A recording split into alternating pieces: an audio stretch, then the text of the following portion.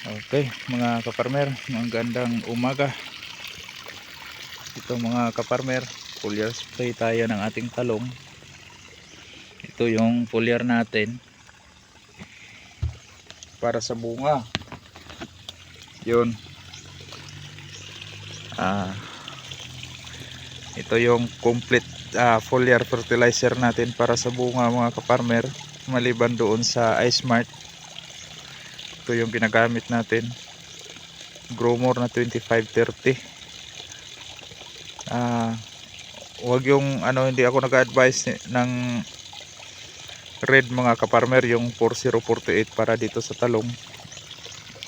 Kasi yung talong mga kaparmer, umaasa tayo ng continuous na pamumunga doon sa kanyang mga talbos. May chance kasi na mag-stunted kung sobrang taas ng amount ng potassium mga kaparmer, tapos walang nitrogen, mababa lang masyado yung nitrogen at saka yung phosphorus. Ito mga kaparmer, may 20% na nitrogen, 5% na phosphorus at saka 30 yung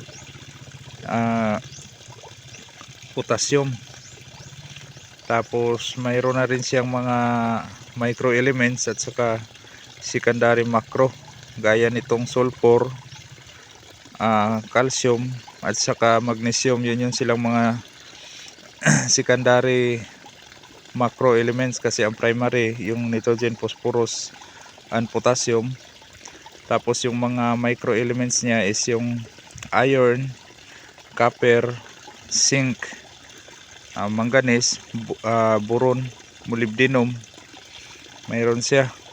So total ito ng 1, 2, 3, 4, 5, 6, 7, 8, 9, 10, 11, 12. Tapos yung oxygen na natural na nasa kalikasan, total of 13. Kaya nga kasi 16 essential elements na kailangan ng ng tanim.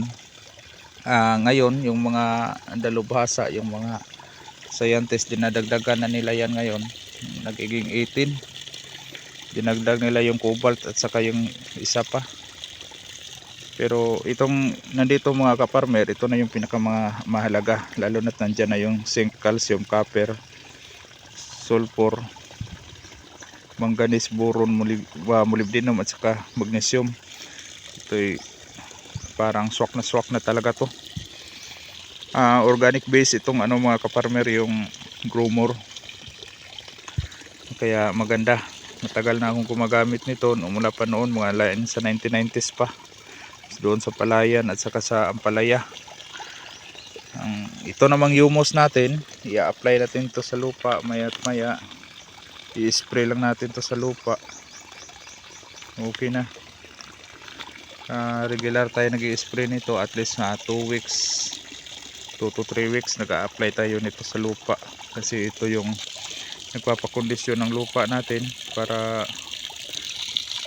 giging mananatili yung good health or status ng lupa natin para maganda yung tanim. Okay, yun lang muna mga kaparmer, hanggang sa susunod.